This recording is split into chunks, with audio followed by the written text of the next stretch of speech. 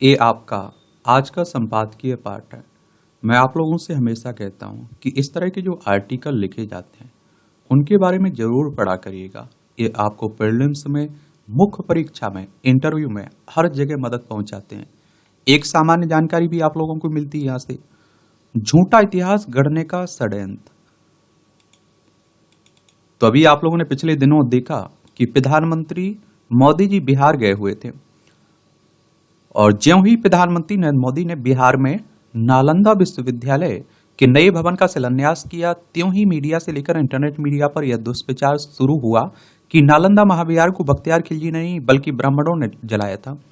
और इस दुष्प्रचार को मुख्य स्वर आईआईटी बॉम्बे के पूर्व प्रोफेसर राम पुनियानी ने दिया। पुनियानी पहले भी सोमनाथ काशी विश्वनाथ विध्वंस पर बेशर्मी से झूठ बोल चुके हैं। नालंदा महाविहार पर उनके स्वयं के बयान को ज्यादा इतना महत्व न मिलता, परंतु पुनियानी ने अपनी दलील के समर्थन में प्रख्यात मार्क्सवादी इतिहासकार द्विजेंद्र नारायण झा को उद्धृत किया। और आप देखेंगे कि आर्यों के तथाकथित आक्रमण से लेकर राम मंदिर की अदालती कार्रवाई में मार्क्सवादी इतिहासकारों ने जितना झूठा परोसा वह एक अच्छे खासे पुस्तकालय की सामग्री बन सकता है। नालंदा का झूठा कथानक भी ऐसा ही एक प्रयास है। प्रोफेसर DN झा द्वारा नालंदा पर तथ्यों से किए गए खिलवाड़ का जवाब प्रख्यात लेखक एवं पत्रकार अरुण सूरी ने बहुत पहले ही दे दिया था। सूरी का अकाट्य दलीलों पर आने से पहले प्रामाणिक इतिहास जान लेना आवश्यक है।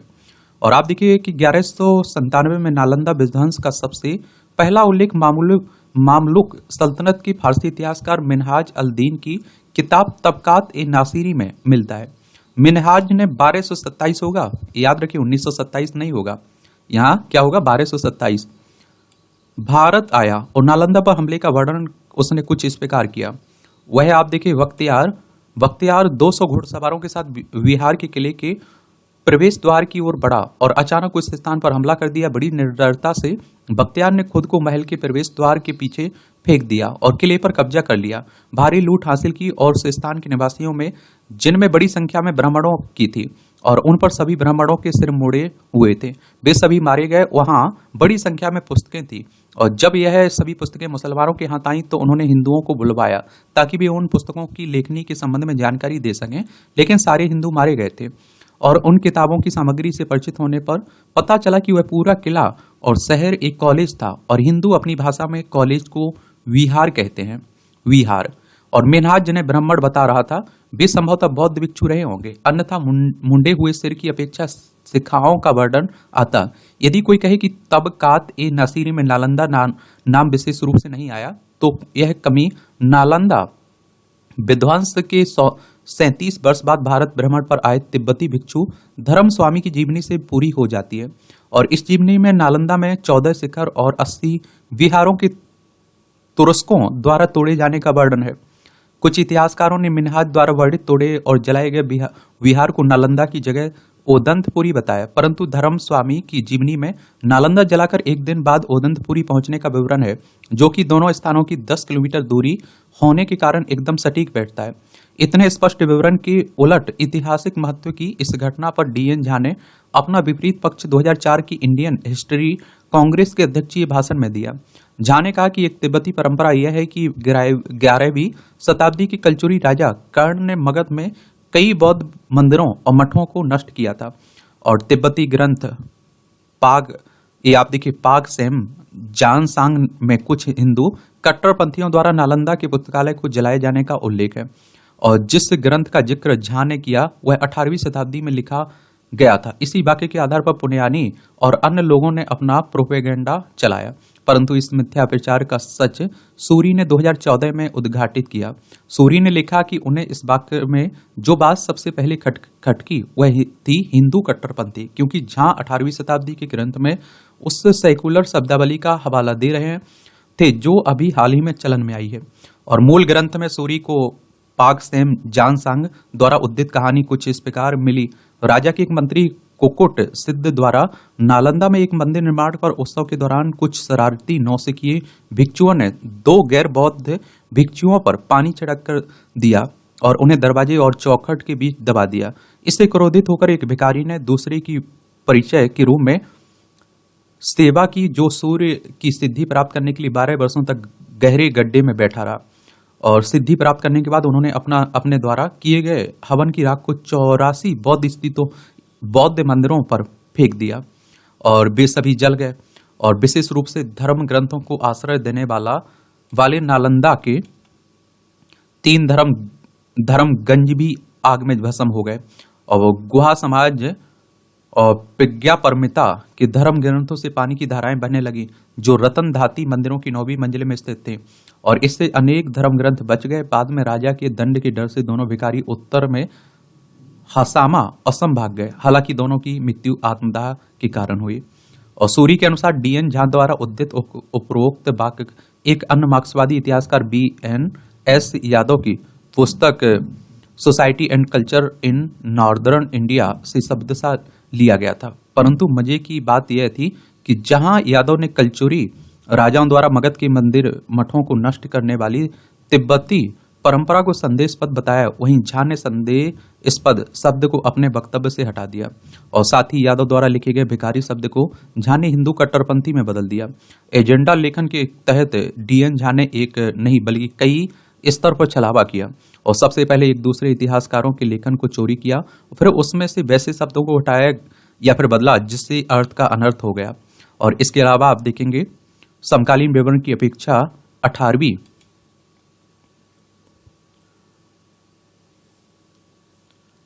ये आप देखेंगे कि 18वीं शताब्दी के ऐसे ग्रंथ को महत्व दिया जो टोने टोटकों की बात करता है। नालंदा पर DN झा का झूठ वामपंथी इतिहासकारों की मक्कारी की लंबी फेहरिस्त में सिर्फ एक किस्सा है। अफसोस की बात यह है कि तमाम कारगुजारियां उजागर होने के बाद भी वामपंथी इतिहासकारों का प्रभाव अकादमिक जगत और शासकीय व्यवस्था पर पहले की तरह बना हुआ है। लेखक इंडियक अकादमी के सदस्य एवं वरिष्ठ स्तंभकार हैं। इनका नाम है विकास सारस्वत। इनके द्वारा ये आर्टिकल लिखा गया है। अब आप देखिए इनके द्वारा ये जो कहा गया है, बहुत सारे लोग इससे सहमत होंगे, बहुत सारे लोग असहमत भी होंगे। तो आप लोग किस तरह की सोच रखते हैं, अपना ओपिनियन जरूर दिया करिएगा। अपने विचार आप लोग जरूर रखा करिएगा और अपने विचार आप लोग रखने के लिए आजाद भी हैं। झूठ की राजनीति के मजबूत होते पैर, ये आप देखते हैं कि कहावत तो यह है कि झूठे के पैर नहीं होते हैं, लेकिन राजनीति में झूठ के पैर भी होते हैं। आज के युग में संसद में दिए गए किसी के भाषण के अंश हटाकर झूठ का प्रतिकार नहीं किया जा सकता है। चलिए, राजनीति की बातें हो रही हैं, देख सकते हैं आप लोग। इस समय काफी आप देखते हैं कि बहस चल रही है। पढ़ना हो तो पढ़ सकते हैं आप लोग। एजुकेशन सर्कल प्लेटफॉर्म है ना टेलीग्राम पर, वहां इसकी PDF मिल जाती है आपको।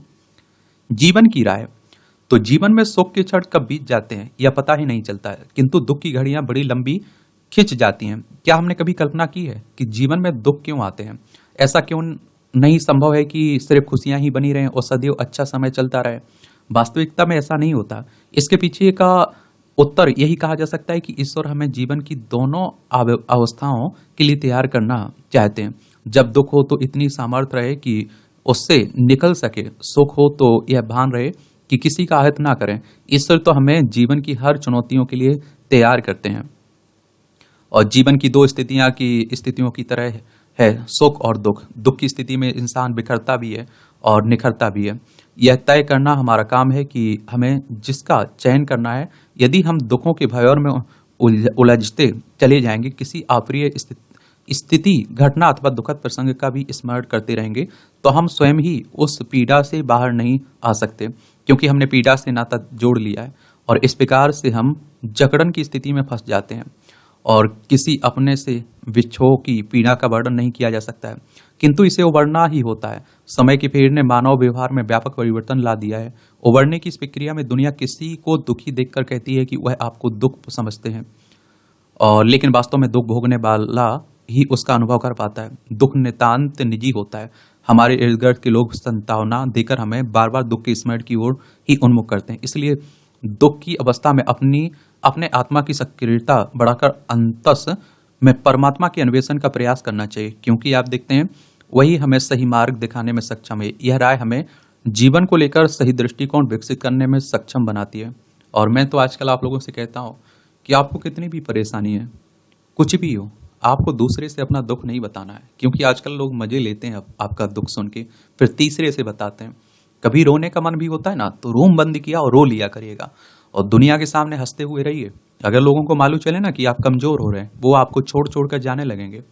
और आप अपने आप को मजबूत रहेंगे ना, रखेंगे तो आप ये सोचिए कि लोग आप भगाएंगे तब भी वो जुड़े रहेंगे आपसे। बड़ा मतलबी दौर हो गया है ये, तो आप देखते ही होंगे, जानते भी होंगे। एक आप देखते हैं हाथरस में जिस तरह की हृदय विदारक घटना घटी, और इसके बारे में मैं क्या कहूँ, कुछ कहने की स्थिति में भी नहीं हूँ। आप सोचिए कि धूल उठाने के लिए स्वामी की चरणों की धूल उठाने के लिए आप सोचिए कीड़ों मकोड़ों की तरह कुचल दिए गए लोग, एक दूसरे पर आप देखिए चढ़ गए। और आप सोचिए कि कितने बच्चों की डेथ हुई, महिलाओं की मौत हुई है, पुरुषों की मौत हुई है। इतने मतलब अंधे मत होइए, मैं इतना कह रहा हूं। आप ठीक है धर्म को मानिए, कोई परेशानी नहीं है, और हर हाल में अपने कर्म को, अपने चरित्र को साफ रखिए, इंसानियत मानवता को रखिए। मुझे लगता है कि आपको कहीं दिखावा करने की जरूरत नहीं पड़ेगी। अपने बच्चों पर मेहनत करिए, उन्हें पढ़ाइए लिखाइए, अच्छे संस्कार दीजिए, अच्छी शिक्षा दीजिए। उत्तर प्रदेश के हाथरस जिले में एक धार्मिक समागम में भगदड़ मचने से 100 से अधिक लोगों की मौत एक भयावह घटना है। यह घटना इसलिए घटी क्योंकि इस समागम में अनुमान से कहीं अधिक संख्या में लोग शामिल हुए, और जब भी आयोजन के उपरांत जाने लगे तो अव्यवस्था के चलते भगदड़ मच गई और लोगों ने ही एक दूसरे को कुचल दिया। इस तरह की घटनाएं केवल जनहानि का कारण ही नहीं बनती बल्कि देश की बदनामी भी कराती है। हाथरस की घटना कितनी अधिक गंभीर है इसका अनुमान इससे लगाया जा सकता है कि प्रधानमंत्री ने लोकसभा में अपने संबोधन के बीच इस हादसे की जानकारी दी, और इससे संतोष नहीं हुआ जा सकता है कि उत्तर प्रदेश सरकार ने घटना की जांच के आदेश दे दिया, दोषी लोगों के खिलाफ कठोर कार्रवाई करने का आश्वासन दिया। ये आप सभी जानते हैं कि इस तरह की कोई घटना होती है सरकार जाग जाती है और मुआवजे का ऐलान करने लगती है, कमेटी बैठाने की बात करने लगती है, बाद में मालूम ही नहीं चलता कि क्या हुआ उसका। तो हमारे देश में एक तरह से परंपरा सी बन चुकी है ये, और क्योंकि आम तौर पर यही देखने में आता है कि इस तरह के मामलों में कार्रवाई के नाम पर कुछ अधिक नहीं होता है, और इसी कारण रह रहकर ऐसी घटनाएं होती रहती हैं और उनमें बड़ी संख्या में श्रद्धालु अपनी जान गंवाते हैं, और इस तरह के जो धर्म गुरु हैं उनके ऊपर कोई कार्रवाई भी नहीं होती है। और इसलिए इसके बावजूद कोई सबक सीखने से इनकार किया जाता है। और आप देखते हैं कि धार्मिक आयोजनों में अव्यवस्था और अनदेखी के चलते लोगों की जान जाने के सिलसिले पर इसलिए विराम नहीं लग पा रहा है क्योंकि दोषी लोगों के खिलाफ कभी ऐसी कार्रवाई नहीं की जाती जो नजीर बन सके। हाथरस में जिन बाबा के सत्संग में श्रद्धालुओं की भारी भीड़ जुटी वह पहले पुलिस सेवा में थे, उनके आयोजन की देखरेख उनके अनुयायी करते हैं। यह हैरानी की बात है कि किसी ने यह देखने समझने की कोशिश नहीं की कि भारी भीड़ को संभालने की पर्याप्त व्यवस्था है या नहीं है। यह मानने के अच्छे भले कारण है कि इस आयोजन की अनुमति देने वाले अधिकारियों ने भी कागजी खानापूर्ति करके कर्तव्य का इतिश्री किया। आप देखते हैं कि लीपापोती ही तो करते हैं, और यदि ऐसा नहीं होता तो किसी ने इस पर अवश्य ध्यान दिया होता कि आयोजन स्थल के पास का गड्ढा लोगों की जान जोखिम में डाल सकता है। ऐसा लगता है कि अपने देश के धार्मिक सामाजिक आयोजनों में कोई इसकी परवाह नहीं करता है कि यदि भारी भीड़ के चलते अव्यवस्था फैल गई तो उसे कैसे संभाला जाएगा, क्योंकि इसलिए कि प्रायः मारे जाने वाले लोग निर्धन वर्ग के होते हैं।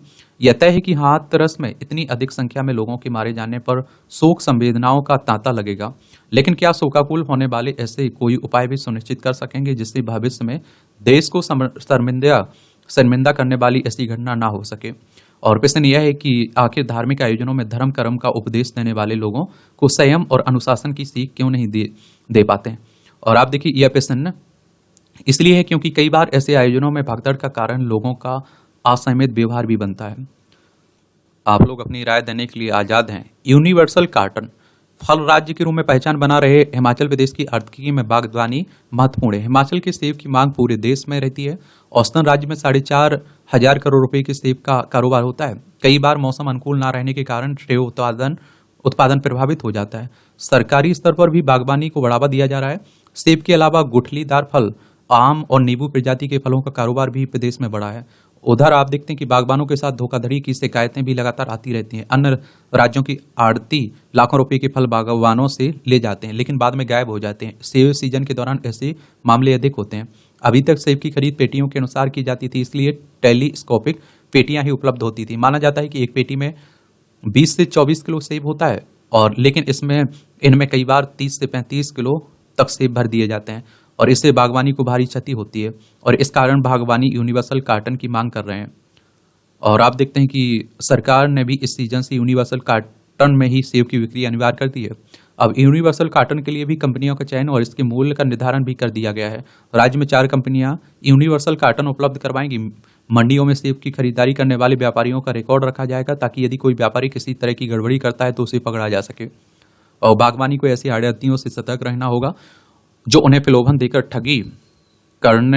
ठगी करते हैं। सिर्फ पंजीकृत आढ़तियों से लेन देन करना चाहिए। उम्मीद की जानी चाहिए कि यूनिवर्सल कार्टन लागू किए जाने से बागवान लाभान्वित होगा। जब भी कोई राज्य चर्चा में रहता है तो उसके बारे में भी देख लिया करिएगा।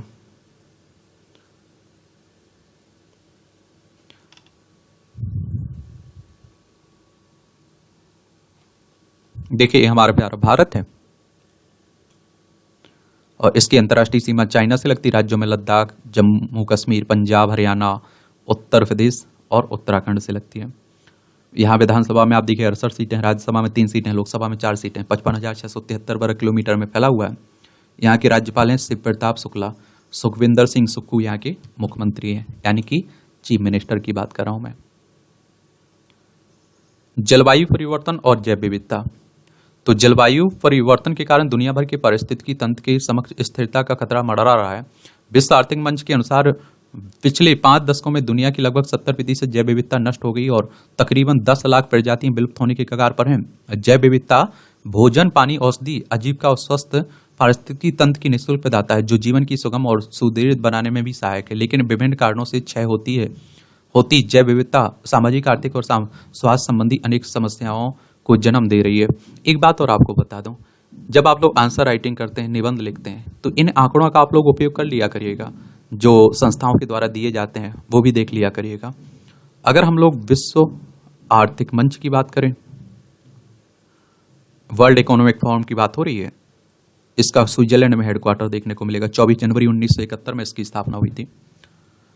वनों की अंधाधुंध कटाई, प्रदूषण, वन्य जीवों का अवैध व्यापार, महासागरीय अम्लीकरण और आक्रामक प्रजातियों द्वारा मूल प्रजाति पर किए जाने वाले हमलों के कारण जैव विविधता का विनाश हो रहा है। जलवायु परिवर्तन के खिलाफ हमारी सबसे प्रभावी प्राकृतिक ढाल प्रदान करने वाली जैव विविधता आज जलवायु परिवर्तन के चलते ही खतरे में है। और इस स्थल पर आप देखिए उच्च तापमान, पानी की कमी, प्रदूषण की अधिकता तथा बाढ़, सूखा, भूस्खलन जैसी जलवायु प्रेरित प्राकृतिक आपदाओं के कारण स्थलीय जैव विविधता की जीवन प्रत्याशा में कमी आई है। जबकि समुद्री पारितंत्र में बढ़ते तापमान और समुद्री जल के अम्लीकरण के कारण मछलियां, प्रवाल भित्तियों और अन्य समुद्री जीवों का अस्तित्व खतरे में है। दूसरी ओर आप देखिए भूमि को मानव अधिवास, उद्योग और कृषि के लिए परिवर्तित करने तथा वनोन्मूलन के कारण जानवरों और पौधों की अनेक प्रजातियों का निवास छीन जाता है और जिससे उनकी विलुप्ति का खतरा मंडराने लगता है। वहीं रसायनों, अपशिष्टों और प्लास्टिक से जुड़ी भूमि प्रदूषण, वायु ध्वनि और भूमि प्रदूषण भी जैव विविधता के अस्तित्व के लिए खतरा उत्पन्न कर रही है। और महासागरीय जल का अम्लीकरण विभिन्न प्रकार के समुद्रिक जीवों को गंभीर रूप से प्रभावित करता है और इससे समुद्री जीवों का भोजन और जीवन तथा मानव की आजीविका प्रभावित होती है। वहीं आक्रामकता या गैर स्वदेशी वन्यजीव एवं पौधों की प्रजातियां देशज प्रजातियों के लिए भक्षक बन जाती हैं और जिससे जैव विविधता का विनाश होता है। और जैव विविधता के संरक्षण की दिशा में कुनमिंग मॉन्ट्रियल वैश्विक जैव विविधता रूपरेखा का विशेष महत्व है। इसके तहत आप देखिए 196 देशों ने वैश्विक स्तर पर विनष्ट हुई कम से कम 30% भूमि, मीठे पानी और महासागर की पुनर्बहाली की शपथ ली है। बहरहाल परिस्थिति तंत्र की स्थिरता, खाद्य श्रृंखला की सुरक्षा, जीवन की निरंतरता, सतत विकास लक्ष्यों को हासिल करने के लिए जैव विविधता का संरक्षण और संवर्धन अनिवार्य है। ये भी पढ़ लिया करिएगा आप लोग। इसकी पीडीएफ पढ़ना हुआ करे तो टिप्पणियां रहती हैं। इसकी पीडीएफ एजुकेशन सर्कल प्लेटफॉर्म पर डाल देता हूं, तो वहां से जाकर आप लोग डाउनलोड कर सकते हैं, पढ़ भी सकते हैं। निष्क्रिय जीवन शैली के खतरनाक मोड़ पर भारत। इसमें आप देखेंगे कि प्रकृति ने जीवन जीने की जो व्यवस्था बनाई उसमें आप लोग देखेंगे कि सक्रियता और गतिशीलता की एक अहम भूमिका है। पशु पक्षी से लेकर नदी, बादल, हवा आदि तत्वों में भी निरंतर इनके दर्शन होते हैं। इंसान भी सदियों तक पेट भरने और प्राकृतिक आपदाओं एवं अन्य खतरों से खुद को सुरक्षित रखने के लिए हर समय सक्रिय रहता था। हालांकि आधुनिक जीवन शैली में यह सक्रियता मशीनों के आगमन के साथ घट गई है। इंटरनेट के आविष्कार ने तो इसमें और कटौती कर दी है। इंटरनेट के जरिए घर बैठे काम संपन्न हो जाने की जो सुविधा और विस्तृत हुई है, ऐसा लगता है कि उसने कम से कम हम भारतीयों को हद दर्जे का आलसी बना डाला।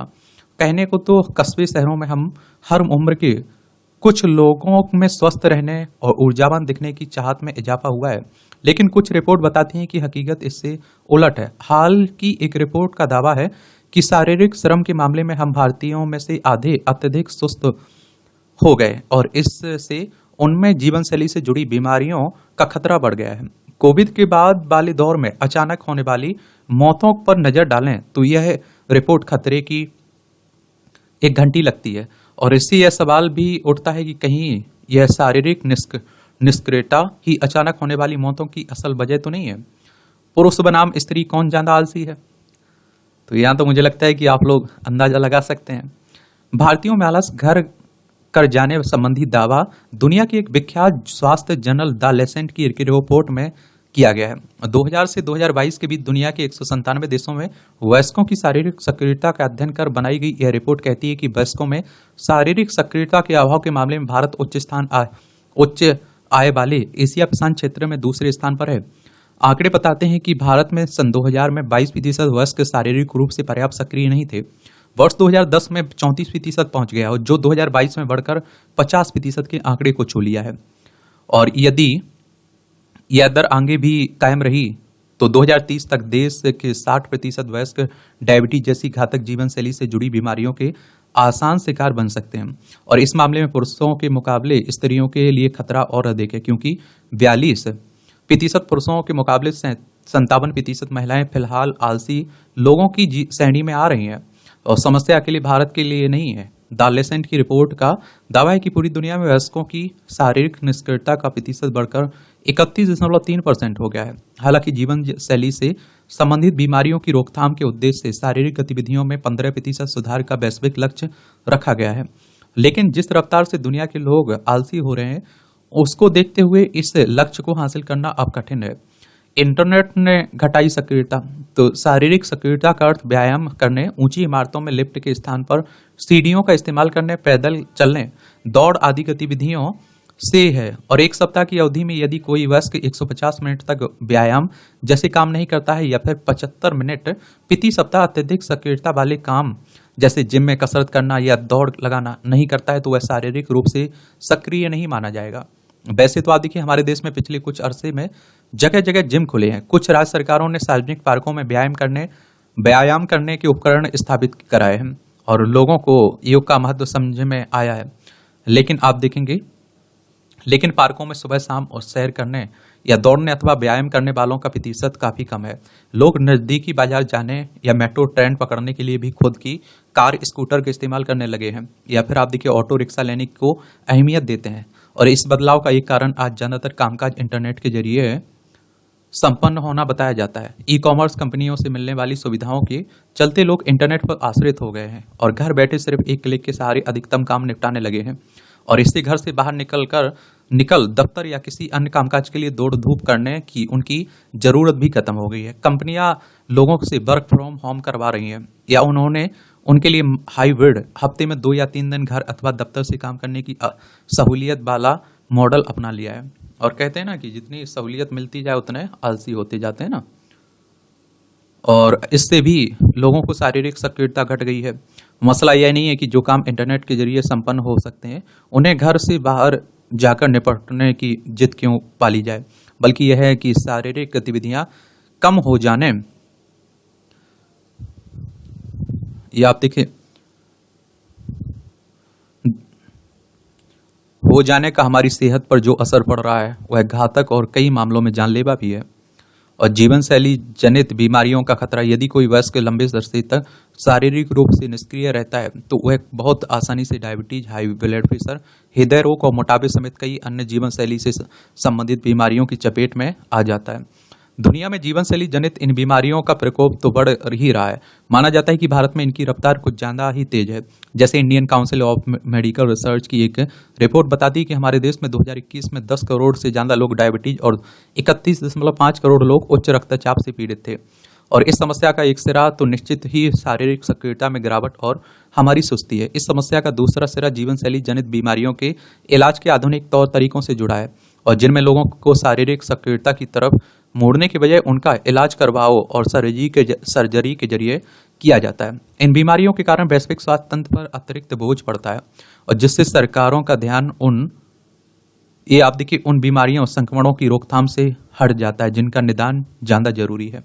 और जीवन शैली जनित बीमारियों का इलाज मिलने की स्थिति में लोग बीमारियों का यह सोचकर इलाज करते हैं कि बस किसी तरह से मरीज की जान बची रहे। और यह आप देखते हैं कि एक अत्यंत घातक प्रवृत्ति है। और इसका एक उदाहरण इस रूप में लिया जा सकता है कि कोविड महामारी से बचाव के लिए जो वैक्सीनें लोगों को लगाई गई, उन्होंने लोगों का संक्रमण से बचा लिया, लेकिन वैक्सीन लेने वाले शारीरिक रूप से निष्क्रिय लोगों के लिए अचानक होने वाले हार्ट अटैक जानलेवा साबित हो रहे हैं। ऐसे ज्यादातर मामलों में यही कहा जा रहा है कि सिर्फ दवा या वैक्सीन के भरोसे रहने वालों पर लाइफ स्टाइल से संबंधित बीमारियां कहर बरपा रही हैं। और इसलिए जरूरी हो गया कि हम बीमारियों के इलाज के साथ उन कारकों पर भी ध्यान केंद्रित करें जो असल में स्वस्थ जीवन की राह में रुकावट पैदा कर रहे हैं। यदि भारतीय समाज मोटापा, उच्च रक्तचाप, हृदय रोग और मधुमेह जैसी बीमारियों की वैश्विक राजधानी बनने के कगार पर है, तो मानना होगा कि इसका अहम कारण हमारी निष्क्रिय जीवनशैली, फास्ट फूड पर आश्रित होता हमारा खानपान। यदि इन कारकों के निदान का प्रयास पहले किया जाएगा तो लाइफ स्टाइल संबंधी बीमारियां समेत अन्य तमाम रोगों और उन पर होने वाले खर्च में कटौती हो सकेगी और एक स्वस्थ देश का निर्माण हो सकेगा। जाहिर है कि इसके लिए पहला और सबसे जरूरी कदम शारीरिक सक्रियता को बढ़ाना है। पैदल चाल से बीमारियों को दें मात। शारीरिक सक्रियता की कमी से होने वाली बीमारियों के इलाज के रूप में ज्यादातर चिकित्सक जो पहला इलाज सुझाते हैं वह है पैदल चलना। सुबह शाम की सैर और बाजार अथवा मेट्रो स्टेशन तक जाने के लिए वाहन के इस्तेमाल के बजाय अपने पैरों पर यकीन करना ज्यादा सेहतमंद उपाय है।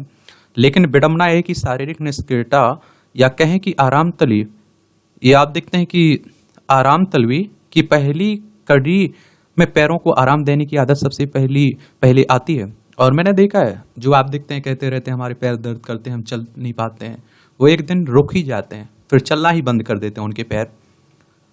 और इसमें आप देखते हैं खास तौर से जब लोगों के हाथ में थोड़ा पैसा आता है तो वे अपने लिए सबसे पहले स्कूटर कार खरीदते हैं। ये वाहन पैदल चलने की हमारी उस अनिवार्य जरूरत पर प्रहार करते हैं जो हमें स्वस्थ रखने के में शायद सबसे ज्यादा योगदान करती है। यह बात तथ्यात्मक रूप से और आंकड़ों में साबित होती रहती है कि कैसे लोग पैदल चलने की आदत का त्याग करते जा रहे हैं। और आप देखते हैं कि स्टैनफोर्ड यूनिवर्सिटी के शोधकर्ताओं ने वर्ष 2017 में 46 देशों के 7 लाख लोगों की दिनचर्या पर शोध करके निष्कर्ष निकाला था कि भारतीयों की निष्क्रियता उनके पैदल नहीं चलने की आदत में भी झलकती है।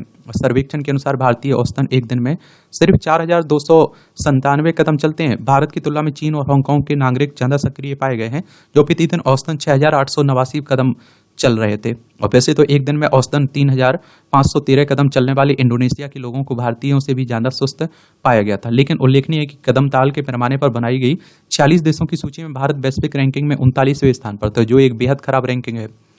पैदल चलने का वैश्विक औसत ये आप देखते हैं कि 4,961 कदम दर्ज किया गया था।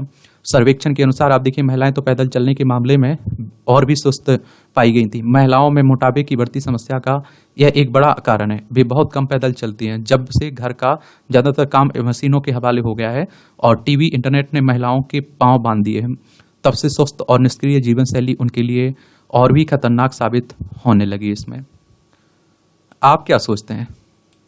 हम लोग आलसी तो हैं भारतीय, इसमें तो आप लोग कोई दो राय नहीं होनी चाहिए। बाढ़ का इंतजार, खरी खरी तंज कसा जाता है। ये हरियाली के लिए दिखानी होगी गंभीरता। ये मुझे लगता है आप लोगों ने भी देखा होगा कि पहले हम लोग छोटे थे तो स्कूल जाते थे तो चारों तरफ स्कूल के हरियाली दिखाई देती थी, घरों के आसपास हरियाली दिखाई देती थी। आजकल आप देखिए सब कुछ गायब होते जा रहे हैं। मानसून उत्तराखंड को खूब भिगो रहा है। इसके साथ ही देवभूमि की धरा को हरा भरा करने के अभियान की तैयारी हो चुकी है। यूं तो पर्यावरणीय दृष्टि से महत्वपूर्ण उत्तराखंड प्रतिवर्ष 3 लाख करोड़ रुपए की से अधिक की पर्यावरणीय सेवाएं देश को दे रहा है। राज्य के नियोजन विभाग की ओर से कराए गए आकलन के अनुसार इसमें ऑक्सीजन का भंडार कहे जाने वाले यहाँ के जंगलों से मिलने वाली लगभग 1 लाख करोड़ रुपए की पर्यावरणीय सेवाएं भी शामिल हैं।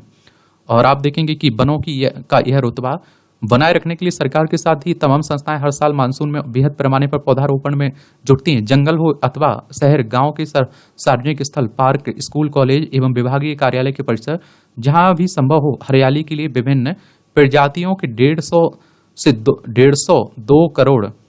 2 करोड़ पौधे लगाए जाते हैं। जाहिर कि इसमें मानव संसाधन के साथ ही प्रतिवर्ष बजट भी ठीक ठाक खर्च होता है और बावजूद इसके एक जो हर किसी को है वह है रोपित पौधों के जीवित रहने की दर कम होना। ये आप लोगों ने देखा होगा कि सड़क के आसपास हर साल पौधारोपण किया जाता है, पेड़ लगाए जाते हैं, लेकिन उसे भूल जाते हैं तो वो सूख जाते हैं या पशु उसे खा लेते हैं। आप समझ रहे हैं? ऐसा नहीं करना है। एक पेड़ लगाइए लेकिन उसकी देखभाल करिए जब तक वो बड़ा नहीं हो जाता है। वो कहते हैं ना कि एक बच्चा पैदा करिए, लेकिन इस तरह से उसकी देखभाल करिए कि वो कुछ बन जाए। और आप देखते हैं कि और राज्य गठन के बाद से ही इस विषय को लेकर चिंता जताई जा रही है, लेकिन ठोस समाधान अभी तक नहीं निकल पाया है। रोपित पौधों के ना पनपने के पीछे भूस्खलन, जंगल आग समेत अन्य कारण गिनाए जाते हैं, लेकिन यह भी सही है कि पौधों को बचाने के लिए ठोस रणनीति और मजबूत इच्छा शक्ति का अभाव हर स्तर पर झलकता है। मध्य हिमालयी राज्य उत्तराखंड पर नजर दौड़ाएं तो इसके कुछ कुल भौगोलिक क्षेत्रफल का 71.05% हिस्सा वन भूभाग है। जन जंगलों में नाना प्रकार की जड़ी बूटियों के अलावा उच्च कोटि के साल, देवदार, फर, स्पूस, बांस, बांज, चीड़ समेत अन्य प्रजातियों के वन हैं और 6 राष्ट्रीय पार्क, 7 वन्यजीव विहार और 4 कंजर्वेशन रिजर्व यहाँ हैं, जो वन्यजीवों के संरक्षण में अहम भूमिका निभा रहे हैं। राज्य का उच्च हिमालयी क्षेत्र महत्वपूर्ण जल स्तंभ भी है, जिस पर देश की लगभग 50 करोड़ की आबादी की आजीविका निर्भर है। गंगा, यमुना एवं शारदा जैसी नदियों के उद्गम यहाँ के हिमखंडों एवं सघन वनों में ही स्थित है। परिस्थिति संतुलन को बनाए रखने में भी उत्तराखंड का महत्वपूर्ण योगदान है। इस परिदृश्य के बीच देश हित में यहाँ के जंगलों और जैव विविधता को सुरक्षित एवं संरक्षित रखना समय की मांग है। ऐसे में हरियाली बरकरार रखने के लिए राज्य के वन क्षेत्र के साथ ही गांव शहरों में खाली भूमि पर प्रतिवर्ष ही मानसून में हरेला पर्व, विभागीय पौधारोपण, ग्रीन इंडिया मिशन आदि के तहत बड़े पैमाने पर पौधारोपण होता है। वन विभाग की ओर से होने वाले वर्षाकालीन विभागीय पौधारोपण को ही ले लें तो राज्य में हर साल जंगलों में 1.5 से 2 करोड़ पौधे लगाए जाते हैं। और आप देखिए इस वर्ष जंगलों में 1.10 करोड़ पौधे लगाने का लक्ष्य है। इसके अलावा उद्यान समेत अन्य विभागों के माध्यम से गांव शहरों में पौधे लगाए जा रहे हैं। यदि हर साल औसतन 1.5 करोड़ पौधे के रोपण को आधार लें तो राज्य गठन के बाद से बीते 23 वर्ष में वन क्षेत्र में 34 करोड़ से ज्यादा पौधे लगाए जा चुके हैं। इनमें से जीवित कितने रहे इसकी तस्वीर किसी से छिपी नहीं है। यदि ये सभी पौधे जीवित रहते तो आज राज्य में वनावरण 45.44% से अधिक होता। साफ है कि रोपे गए पौधों के जीवित रहने की दर मानक तय तक नहीं पहुंच पा रही है। रोपे गए लगभग 75% पौधों के जीवित रहने के को बेहतर माना जाता है, लेकिन हम यहां तक पहुंच ही नहीं पा रहे हैं। तो इसका मुख्य कारण उचित निगरानी और रखरखाव ना कर पाना है। शहरों गांव में होने वाले पौधारोपण में भी पौध लगाकर इन्हें भूलने की परिपाटी भारी पड़ रही है। अच्छी बात है कि सरकार का ध्यान इस समस्या की तरफ गया है। अब जंगलों में होने वाले पौधारोपण के लिए निर्धारित नीति में प्रावधान किया गया है कि जिस भी क्षेत्र में जितनी भी पौध लगेगी उसकी जियो टैगिंग होगी, यानी अक्षांश देशांतर के साथ ही संबंधित क्षेत्र की फोटो लेकर उसे विभागीय वेबसाइट पर अपलोड किया जाएगा। इसमें यह भी ब्यौरा होगा कि अमुक क्षेत्र में कौन सी प्रजाति के पौधे लगे हैं, कितने लगे हैं और पहले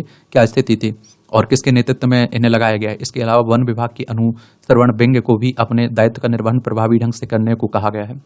अब देखना होगा कि विभाग के इन प्रयासों का कितना असर पड़ता है। सबसे महत्वपूर्ण यह है कि पौधारोपण में जन सामान्य की भागीदारी भी सुनिश्चित करनी होगी।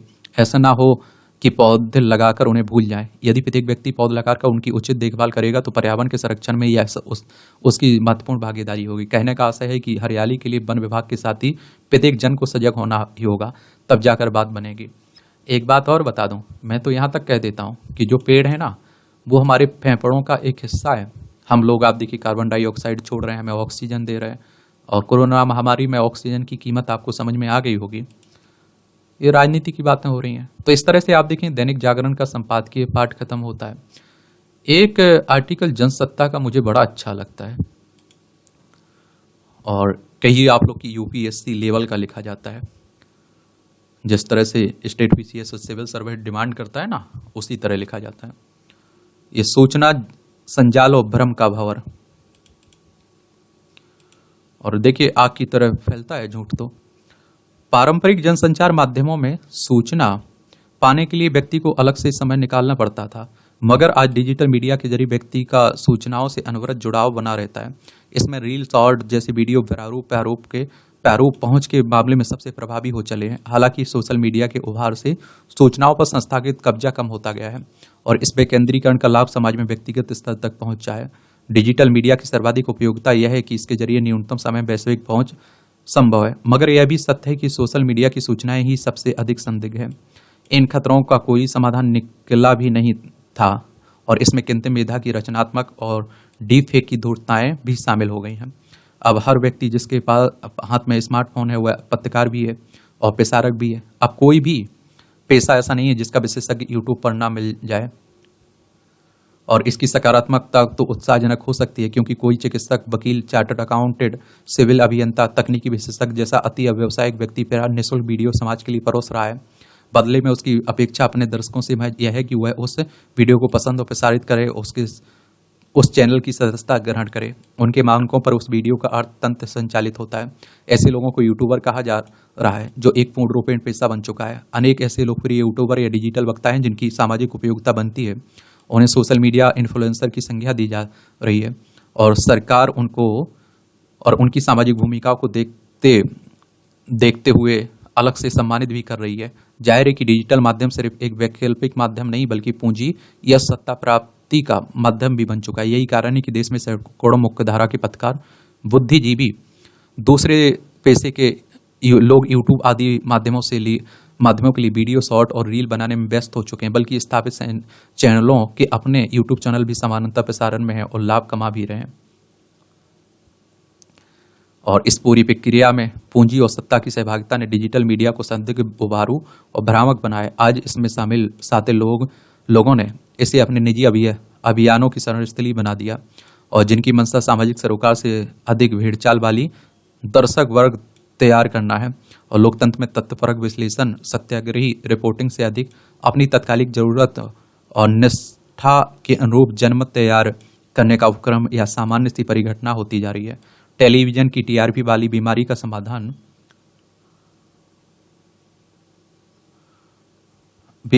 हम खोज भी नहीं पाए हैं। इससे अधिक संक्रामक बीमारी यूट्यूब वाली पत्रकारिता में शामिल हो चुकी है, जिसमें कई बार हिंसक, सनसनी और उन्मादी थंबनेल लगा वैसे पत्रकार भी अपना वीडियो परोस रहे हैं जिनकी अपनी सामाजिक प्रतिष्ठा रही है।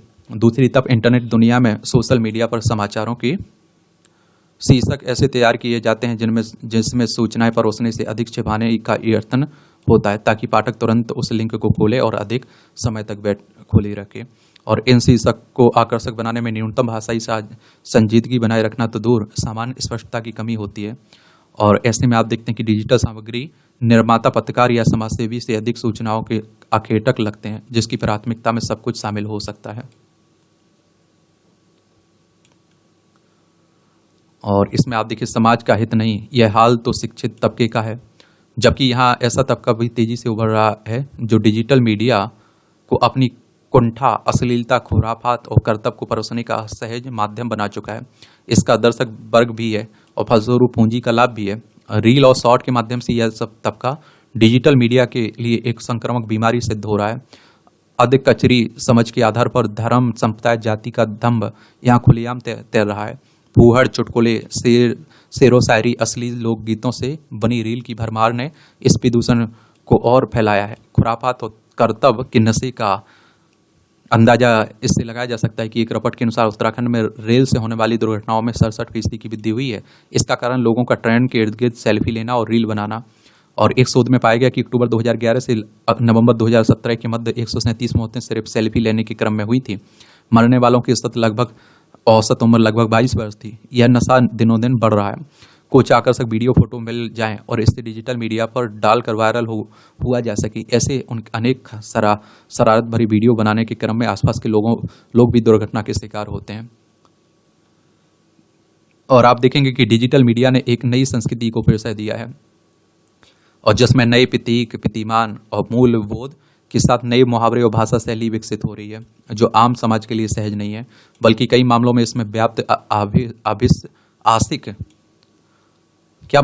भाषिक और कथ्य के संक्षिप्तीकरण की प्रवृत्ति से सूचनाओं की अभिव्यक्ति से अधिक भ्रम फैल रहा है और सामाजिक बुराइयों का विस्तार अलग से हो रहा है। हालांकि डिजिटल मीडिया के सामग्री निर्माताओं में अनेक ऐसे भी हैं जो अपने सत्याग्रही रुख और सकारात्मक भूमिकाओं के लिए प्रतिबद्ध हैं, मगर इनमें एक बहुत ही साते तबका है जो अपने निजी एजेंडे, कुंठा को लेकर सक्रिय है, जो किसी सार्वजनिक बयान या तत्व और प्रसंग से जुड़े वीडियो, तस्वीर को संपादित करके अपने उद्देश्य के अनुकूल बना लेता है।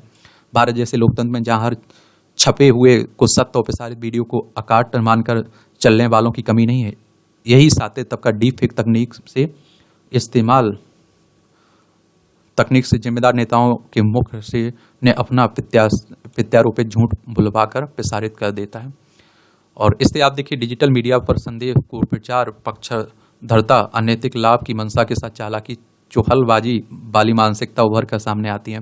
हालांकि सच्चाई से परे भी हो सकती है, पर इसका बेहतर नुकसान यह है कि वह संवेदनशील जिज्ञासु समाज जो तत्परक और तटस्थ सूचनाओं के लिए डिजिटल मीडिया से अपेक्षा पाल सकता था, उसे सिर्फ निराशा मिल रही है। लोकतंत्र में मीडिया की संसूचित और जागरूक समाज के निर्माण की आदर्श भूमिका से इतर डिजिटल मीडिया द्वारा सूचनाओं को अपनी निहित मंशा के अनुरूप मथने के बाद जो पानी सामने आ रहा है, उसे सजग व्यक्ति पीने से परहेज कर रहा है और भोली भाली जनता पीकर बीमार हो रही है। और ऐसे सत्ताओं की वह इच्छा अनायास ही पूरी होती दिख रही है, और जिसमें वह अपने नागरिकों को सूचनाओं से वंचित करना चाहता है। जाहिर है कि यह सब किसी भी स्वस्थ लोकतंत्र के लिए घातक, समाज के लिए बीमारी की तरह है। आप क्या सोचते हैं? अपनी राय आप लोग जरूर दिया करिएगा इस तरह के मुद्दों पर। और इस तरह से आप देखेंगे कि आज के संपादकीय पाठ की कहानी खत्म होती है। आप लोग पढ़ते रहिए, एंजॉय करते रहिए। आपका कोई सवाल हो मेरे लिए तो बता सकते हैं। धन्यवाद।